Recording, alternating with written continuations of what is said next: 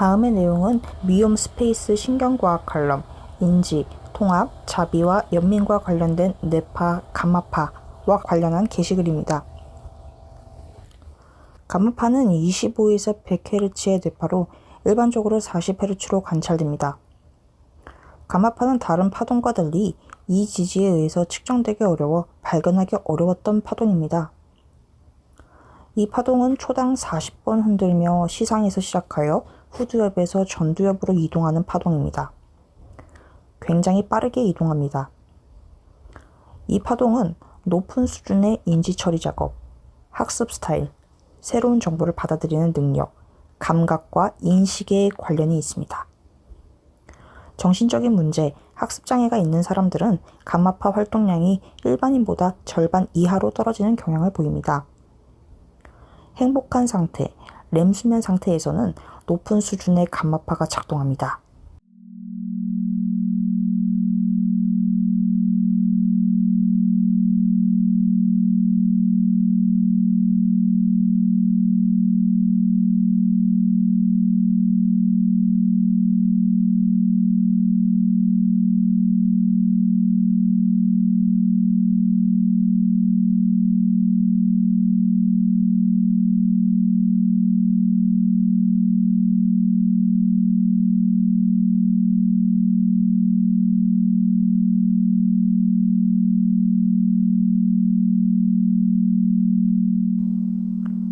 높은 수준의 감마파에서는 깊은 집중이 가능합니다.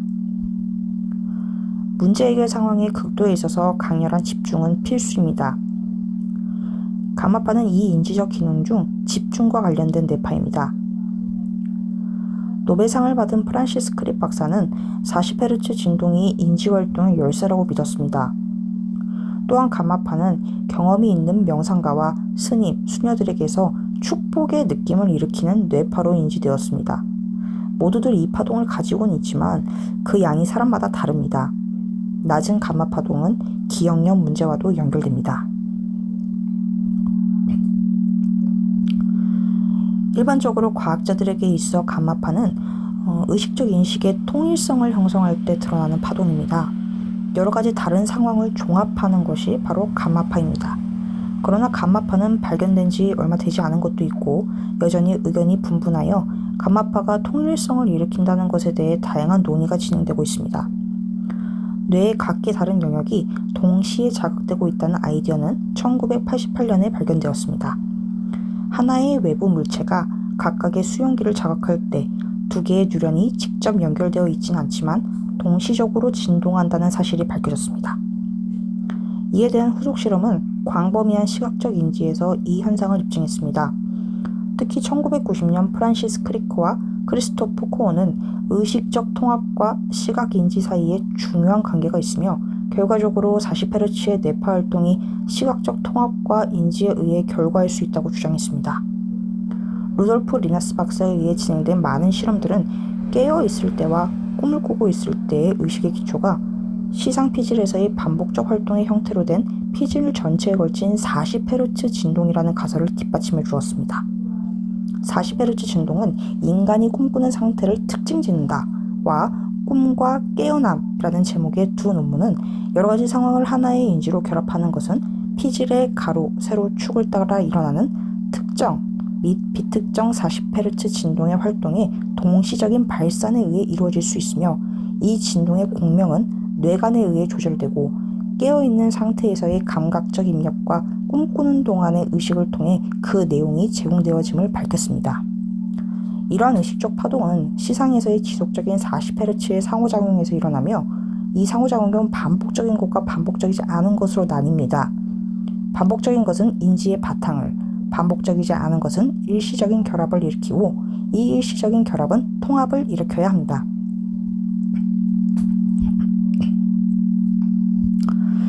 위 가설에 의하면 감마파는 분산된 뉴런을 하나의 세포 군집으로 통합시키는 역할을 할 수가 있고 이 과정이 지각적으로나 행동적으로 관련된 정보의 선택의 기초가 될 수 있다는 것이다. 엥겔 안드레아스, 의식과 인지, 1999년. 쉽게 말하면 감마파가 의식적인 주의 초점 메커니즘으로서의 뉴런 의식과 관련이 있다는 것입니다. 감마파에 대해서 우리가 논할 수 있는 가설은 바로 이겁니다. 시장에서 나온 감마파는 뇌를 앞뒤로 흔들고 이 파동은 초당 40번이나 흔들림을 일으킵니다. 이 흔들림은 일정하지 않지만 이것이 공명하며 인지를 만들고 주위의 배경을 형성합니다. 시상에 손상이 있을 경우 이 파동은 멈추고 의식적인 알아차림은 형성되지 않으며 환자는 혼수 상태에 빠지게 됩니다. 따라서 뉴런이 이 리듬과 함께 진동할 때 시각적 지각에서 다른 개념으로의 기억과 연관성을 불러일으키는 데 도움이 된다는 주장이 있습니다. 이것은 인지에 분산된 매트릭스를 통합하여 인식과 같은 일관되고 조화된 행위를 생성합니다. 이것은 감마파가 여러 다른 신호를 하나로 통합하는 바인딩 프로블럼의 해결책으로 이어졌습니다. 감마파는 의식적 및 잠재적 자극 모두에서 시각 신호들을 통합하는 것으로 관찰됩니다. 이 연구는 뉴런의 동기화가 일정하지 않은 문제를 해결할 수 있는 방법에 대해 빛을 밝혀줍니다. 감마파는 렘 수면 및 마취 중에도 발생하며 이때 강한 시각화를 동반합니다. 최근의 연구는 쥐의 뇌에서 감마파를 성공적으로 유도했습니다. 연구자들은 광유전학, 유전자 공학과 빛을 결합하여 개별 신경세포의 활동을 조작하는 방법을 사용하여 이 연구를 수행했습니다. 감마파는 40Hz의 주파수에서 가장 분명했습니다. 이것은 조작에 의해 유발된 감마파가 뇌회로를 공명함을 보여주었습니다.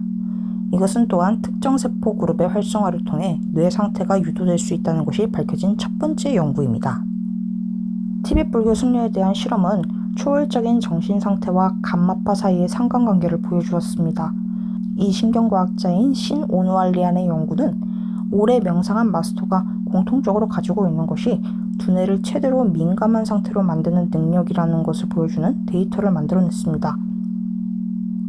이때 감마파는 티벳 불교 승려에서 관찰되었습니다.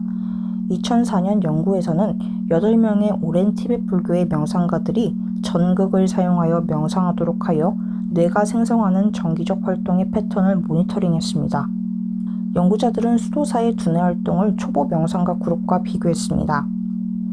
초보 명상가 그룹은 일주일간 하루에 1시간씩 명상했습니다.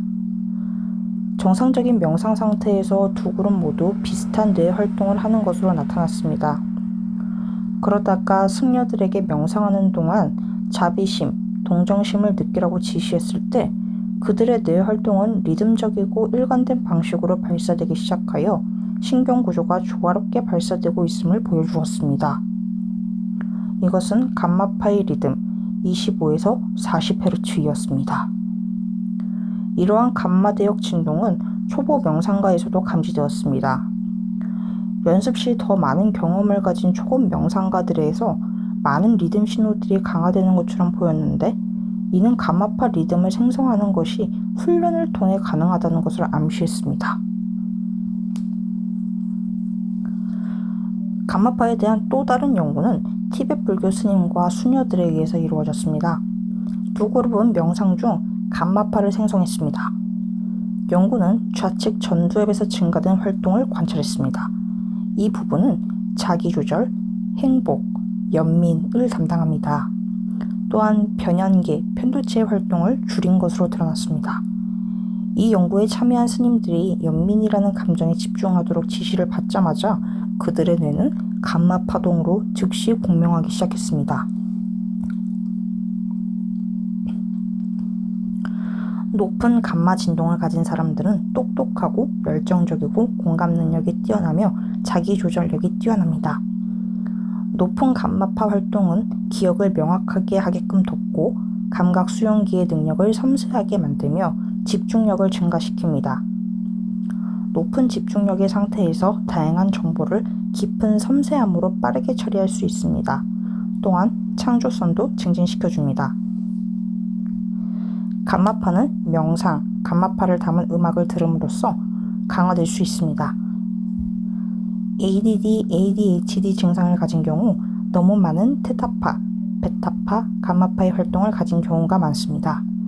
베타파와 감마파 활동을 증진하고 테타파 활동을 줄임으로써 ADD 증상은 완화할 수 있습니다.